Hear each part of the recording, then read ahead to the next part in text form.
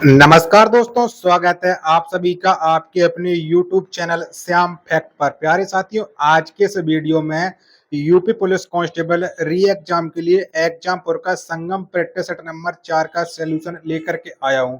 आपको इस practice set में मैं हिंदी, जीके, जीएस और मानसिक अभिरुचि के बहुत ही ज्यादा महत्वपूर्ण प्रश्न कराने वालों। अगर आपने एग्जामपुर के 15 संगम प्रैक्टिस सेट लगा लिए हैं तो आप समझ लीजिएगा कि आपका बहुत अच्छा स्कोर है होने वाला। तो लगातार आप लोग प्रैक्टिस सेट करते रहिए और 15 प्रैक्टिस सेटों का सॉल्यूशन है आपको हमारे यूट्यूब चैनल पर मिलने वाला। तो इस वीडियो को आप लोग शुरू से लेकर के एंड तक फुल वॉच करना और देखना कि आप इन 15 प्रैक्टिस सेटों में से प्रश्न नंबर 4 में से कितने प्रश्न सही कर पा रहे हैं और ये प्रैक्टिस सेट आपको कैसा लगा। प्रैक्टिस सेट पसंद आए तो वीडियो को लाइक कर देना, चैनल को सब्सक्राइब नहीं कर रखा होगा तो चैनल को आप लोग जरूर सब्सक्राइब कर लीजिएगा। पर चलिए शुरू करते हैं। करते हैं।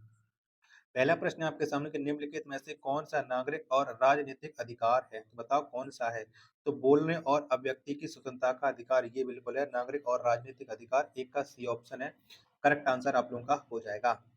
दूसरा प्रश्न है आपके सामने अंतर्राष्ट्रीय साक्षरता दिवस मनाया जाता है तो कब मनाते हैं? तो ये मनाया जाता है 8 सितंबर को। ए ऑप्शन है वो राइट आंसर हो जाएगा। तीसरा प्रश्न है आपके सामने कि साधारण नमक का रासायनिक नाम क्या है? बताओ क्या है? तो इसका रासायनिक नाम है सोडियम क्लोराइड है। इससे हम NaCl इसका फॉर्मूला हो जाएगा। 3 का ए ऑप्शन राइट आंसर हो जाएगा। चौथा प्रश्न है आपके सामने कि निम्नलिखित में से लेखक खुशवंत सिंह ने कौन सी पुस्तक लिखी है? तो कौन सी पुस्तक लिखी है? तो ये लिखी है train to Pakistan. A option है करेक्ट आंसर आप लोगों का हो जाएगा।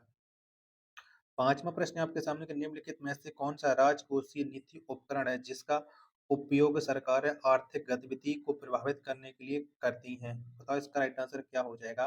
पांच का तो ये हो जाएगा राजकोषीय नीति। पांच का बी ऑप्शन राइट आंसर हो जाएगा। छठवां प्रश्न है आपके सामने कि भारतीय रेलवे का मुख्यालय कहाँ है? तो बताओ कहाँ पर है भारतीय रेलवे का मुख्यालय? तो ये मुख्यालय नई दिल्ली में। ए ऑप्शन है वो करेक्ट आंसर आप लोगों का हो जाएगा। सातवां प्रश्न है आपके सामने में घुमुरा नृत्य किस राज्य की लोक नृत्य है? तो ये कौन से राज्य का लोक नृत्य है? तो ये है उड़ीसा का है। सात का डी ऑप्शन है वो इसका एकदम से करेक्ट आंसर आप लोगों का हो जाएगा। वीडियो पसंद आ रही तो प्लीज वीडियो को लाइक करें। चैनल को सब्सक्राइब नहीं कर रखा होगा तो चैनल को आप लोग जरूर सब्सक्राइब कर लीजिएगा। आठवां प्रश्न है आपके सामने कि फसल कटाई के मौसम को चिन्हित करने के लिए कौन सा त्योहार मनाया जाता है? तो ये मनाते हैं मकर संक्रांति का त्योहार। आठ का ये ऑप्शन है वो राइट आंसर है हो जाएगा। चलिए अगला प्रश्न संख्या 9 है आपके सामने कि निम्नलिखित में से कौन सा केंद्र द्वारा राज्यों को दिया जाने वाला अनुदान सहायता का एक प्रकार है? बताओ कौन सा हो जाएगा 9 का राइट आंसर? तो ये हो जाएगा तो योजना अनुदान। ए ऑप्शन करेक्ट आंसर आप लोगों का हो जाएगा। 10वां प्रश्न है आपके सामने कि संविधान का कौन सा अनुच्छेद केंद्र और राज्यों के बीच राजस्व के वितरण से संबंधित है? तो वो 110 का सॉरी 10 का राइट आंसर क्या हो जाएगा? तो ये अनुच्छेद 268 है। ए ऑप्शन इसका एकदम से राइट आंसर हो जाएगा। 11वां प्रश्न है आपके सामने जैन धर्म के संस्थापक माने जाने वाले जैन शिक्षक का नाम क्या है? बताओ क्या है? तो इनका जो नाम है वो है ऋषभनाथ है। डी ऑप्शन इसका एकदम से करेक्ट आंसर आप लोगों का हो जाएगा। 12वां प्रश्न है आपके सामने कि भागीरथी और अलकनंदा नदियों के संगम से कौन सी नदी बनती है? तो इनके संगम से बनती है गंगा नदी। ए ऑप्शन है वो राइट आंसर आप लोगों का हो जाएगा। 13वां प्रश्न है आपके सामने कि ब्रिक्स सम्मेलन भारत में प्रथम बार किस वर्ष में हुआ था? बताओ कब हुआ था? तो ब्रिक्स सम्मेलन भारत में प्रथम बार 2010 में हुआ था। ए ऑप्शन है वो आप लोगों का करेक्ट आंसर हो जाएगा। चलिएगा 14वां प्रश्न है आपके सामने कि 1978 में हुई नोटबंदी के समय भारत के प्रधानमंत्री कौन थे? बताओ उसमें भारत के प्रधानमंत्री कौन थे? तो ये थे मोरारजी देसाई। 14 का बी ऑप्शन है करेक्ट आंसर आप लोगों का हो जाएगा। 95वां प्रश्न है आप सॉरी 15वां प्रश्न है आपके सामने कि सूचना प्रौद्योगिकी अधिनियम किस वर्ष पारित किया गया? तो ये कब आया था? तो ये आया था वर्ष 2000 में। ए ऑप्शन है करेक्ट आंसर हो जाएगा। 16वां प्रश्न है आपके सामने कि निम्नलिखित में से जीएसटी लागू करने वाला देश का अंतिम राज्य कौन था? तो कौन था? तो ये था जम्मू कश्मीर। 16 का बी ऑप्शन है करेक्ट आंसर हो जाएगा। 17वां प्रश्न है आपके सामने कि भूटान की मुद्रा है। बताओ भूटान की मुद्रा कौन सी है? तो न्यूबल ट्रम ये भूटान की मुद्रा है। 17 का डी ऑप्शन एकदम इसका राइट आंसर हो जाएगा। 18वां प्रश्न है आपके सामने कि संयुक्त राष्ट्र संघ द्वारा किस वर्ष अंतरराष्ट्रीय बाजरा वर्ष घोषित किया गया? तो ये घोषित किया गया है वर्ष 2023 को। 18 का डी ऑप्शन एकदम इसका राइट आंसर हो जाएगा। 19वां प्रश्न है आपके सामने कि hold on to your dreams के लेखक कौन है? तो इसके जो लेखक हैं वो हैं रस्किन बॉन्ड। 19 का बी ऑप्शन इसका एकदम से करेक्ट आंसर हो जाएगा। 20वां प्रश्न है आपके सामने कि सुपर मॉम के नाम से किसे संबोधित किया गया? बताओ किसे संबोधित किया गया? तो ये संबोधित किया गया मैरी कॉम को। ए ऑप्शन है इसका एकदम से करेक्ट आंसर आप लोगों का हो जाएगा सुपर मॉम के नाम से।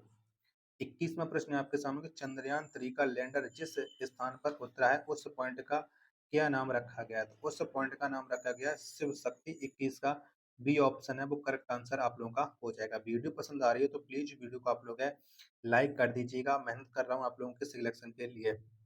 22वां प्रश्न है आपके सामने कि निम्नलिखित में से किस पंचवर्षीय योजना में गरीबी हटाओ का नारा दिया गया था? तो ये नारा दिया गया था पांचवी पंचवर्षीय योजना में। 22 का बी ऑप्शन करेक्ट आंसर आप लोगों का हो जाएगा। 23वां प्रश्न है आपके सामने कि आत्मनिर्भर भारत अभियान किस वर्ष प्रारंभ की गई? तो ये कब चला था आत्मनिर्भर भारत अभियान?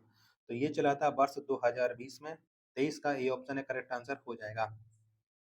24वां प्रश्न है आपके सामने global fire power military strength ranking 2024 में भारत का स्थान है। बताओ भारत का स्थान क्या है? तो इसमें भारत का स्थान है चौथा। 24 का सी ऑप्शन इसका एकदम से करेक्ट आंसर हो जाएगा। 25वां प्रश्न है आपके सामने कि भारत में इन्फोसिस का मुख्यालय किस स्थान पर स्थित है? बताओ कहाँ पर? तो इन्फोसिस का मुख्यालय भारत में बेंगलुरु में है। 25 का बी ऑप्शन राइट आंसर हो जाएगा। 26वां प्रश्न है आपके सामने कि विश्व की सर्वाधिक ऊंचाई पर स्थित सड़क मार्ग कौन सा है? तो कौन सा है? तो ये है मुंबई चेन्नई मार्ग। 26 का डी सॉरी ये मुंबई ये नहीं, माफी चाहता हूँ गलत बोला है। ये लेह श्रीनगर मार्ग 26 का बी ऑप्शन करेक्ट आंसर हो जाएगा। 27वां प्रश्न है आपके सामने कि भारत छोड़ो आंदोलन किस वर्ष प्रारंभ किया गया? बताओ कब प्रारंभ हुआ था भारत छोड़ो आंदोलन? तो ये चला था 1942 में। 27 का बी ऑप्शन है राइट आंसर हो जाएगा। 28वां प्रश्न है आपके सामने कि प्रथम विश्व विरासत दिवस किस वर्ष मनाया गया था? तो कब मना था प्रथम विश्व विरासत दिवस? तो ये मना था 1983 में। 28 का डी ऑप्शन है राइट आंसर है आप लोगों का हो जाएगा। 29वां प्रश्न है आपके सामने कि अपराधियों की गिरफ्तारी के समय किन बातों का ध्यान रखना अति आवश्यक है? तो दबिश टीम की सहायता के लिए कवर टीम लगाई जाए, बिल्कुल करेक्ट है। रात के समय दबिश में हैवी ड्यूटी लाइट का प्रयोग, ये भी सही है। ब्लूट प्रूफ जैकेट, हेलमेट और पटका को धारण किया जाना, ये भी सही है। यानी उपयुक्त सभी का प्रयोग किया जाएगा। डी ऑप्शन इसका राइट आंसर हो जाएगा। चलेगा। 30वां प्रश्न है आपके सामने उत्तर प्रदेश के किस जिले में देश का प्रथम टेलीकॉम सेंटर ऑफ एक्सीलेंस का निर्माण किया जाएगा? तो ये निर्माण किया जाएगा उत्तर प्रदेश के सहारनपुर में। ये ऑप्शन है करेक्ट आंसर हो जाएगा। 31वां प्रश्न है आपके सामने उत्तर प्रदेश में सर्वाधिक जनसंख्या वाला जिला तो कौन सा है? तो उत्तर प्रदेश का सर्वाधिक जनसंख्या वाला जो जिला है वो है प्रयागराज। ये ऑप्शन है करेक्ट आंसर हो जाएगा। चलिएगा। अगला प्रश्न पे संख्या 32 से आपके सामने उत्तर प्रदेश सरकार द्वारा बाल श्रम पर वर्ष 1979 में कौन सी समिति गठित की गई थी? तो ये समिति गठित की गई थी गुरुदप्पा स्वामी समिति। 32 का ये ऑप्शन है राइट आंसर हो जाएगा। 33वां प्रश्न है आपके सामने कि विश्व के प्रथम परमाणु रिएक्टर के आविष्कारक थे तो कौन थे? तो ये थे एनरिको फर्मी। 33 का ये ऑप्शन है राइट आंसर हो जाएगा। 34वां प्रश्न है आपके सामने उत्तर प्रदेश में उच्च न्यायालय की खंडपीठ किस जिले में स्थित है? तो खंडपीठ ये स्थित है लखनऊ में, और ये लखनऊ उत्तर प्रदेश की राजधानी, ये सबको तो मालूम ही है।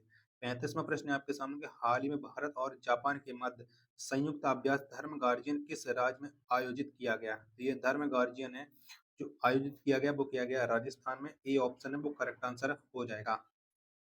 36वां प्रश्न है आपके सामने कि प्रधानमंत्री सूर्योदय योजना के अंतर्गत कितने परिवार को अपने घरों पर सौर ऊर्जा प्राप्त होगी? तो कितने घरों को प्राप्त होगी? तो ये प्राप्त होगी 1 करोड़ घरों को। ए ऑप्शन है वो इसका राइट आंसर हो जाएगा। 37वां प्रश्न है आपके सामने अमृत भारत स्टेशन योजना के तहत कितने रेलवे स्टेशनों के पुनर्विकास के लिए लक्ष्य रखा गया है? तो ये रखा गया है 1275 के लिए। 37 का बी ऑप्शन है वो राइट आंसर हो जाएगा।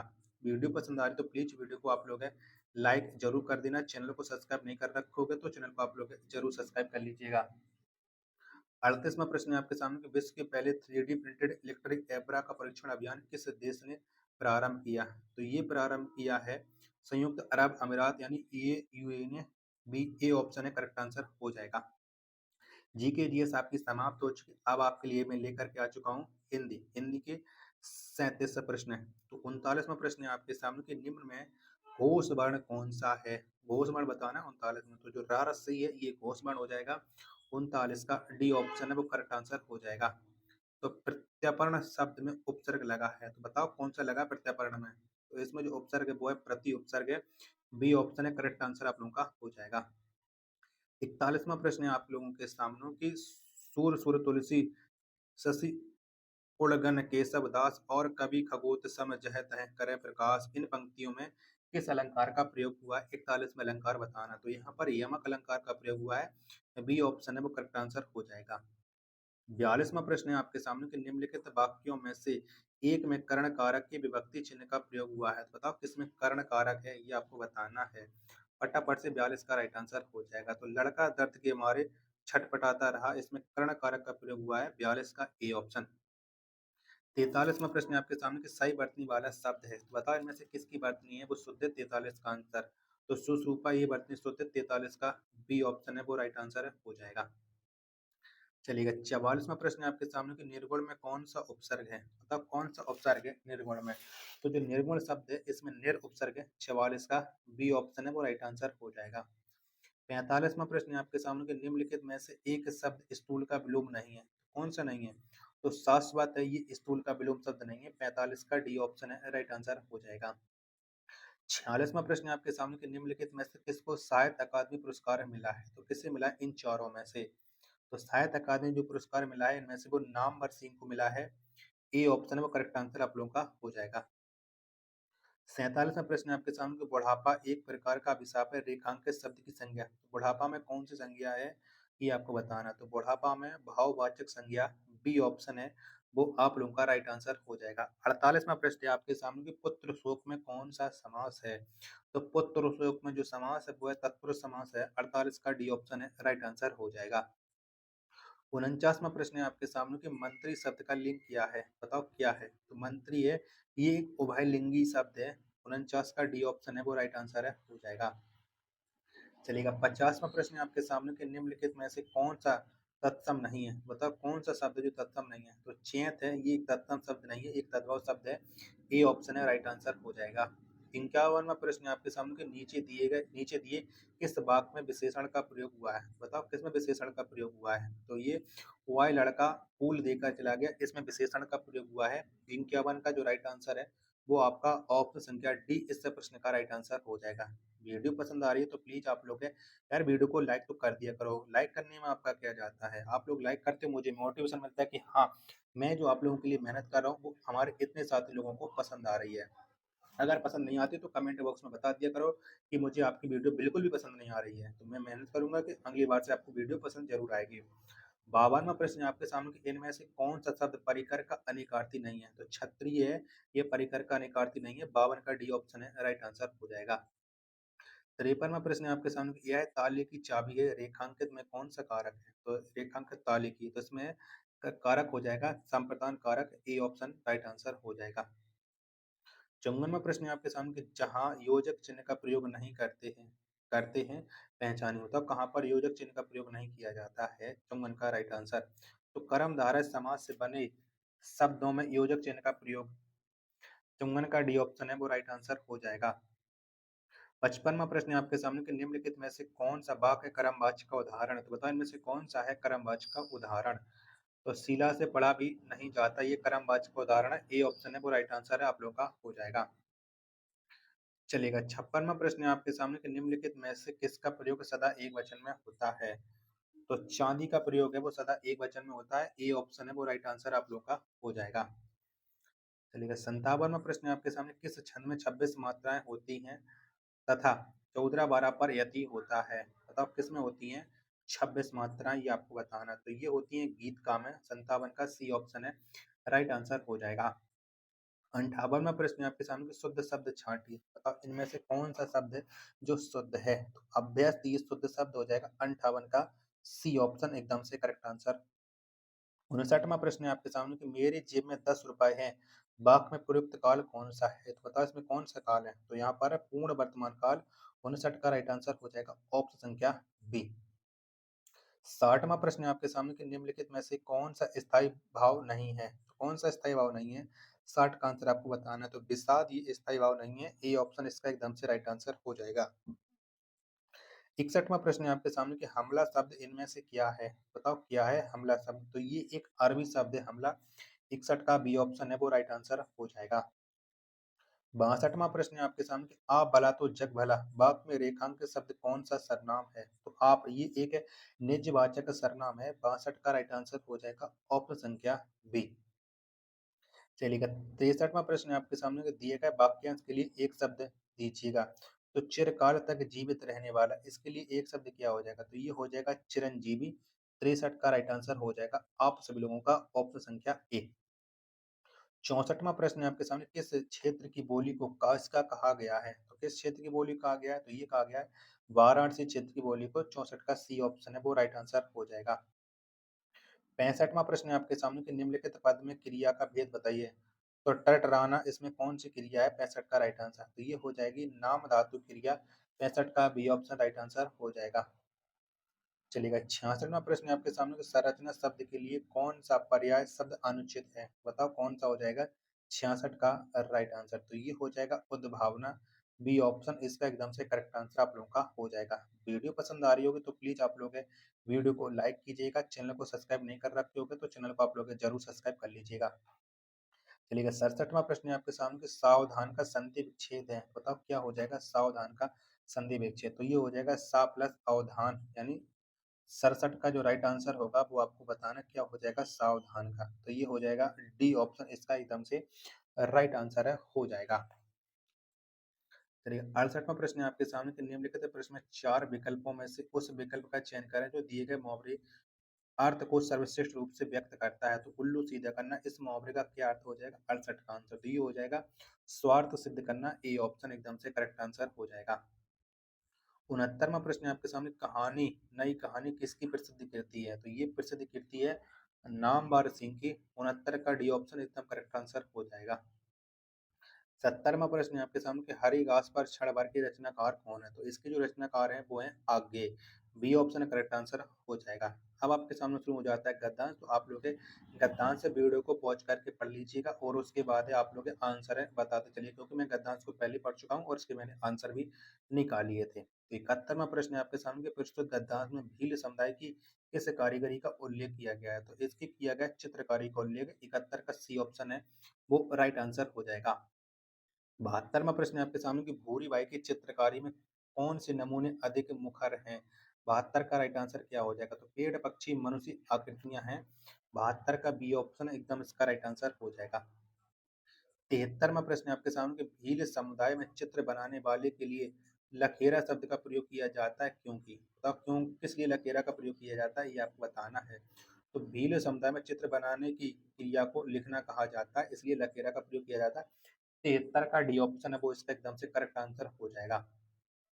चलिएगा 74वां प्रश्न है आपके सामने कि चित्र बनाने की अपेक्षा चित्र लिखना कहने से क्या विशेषण अंतर आ जाता है? तो अब क्या अंतर आ जाता है? 74 का आंसर आपको बताना है।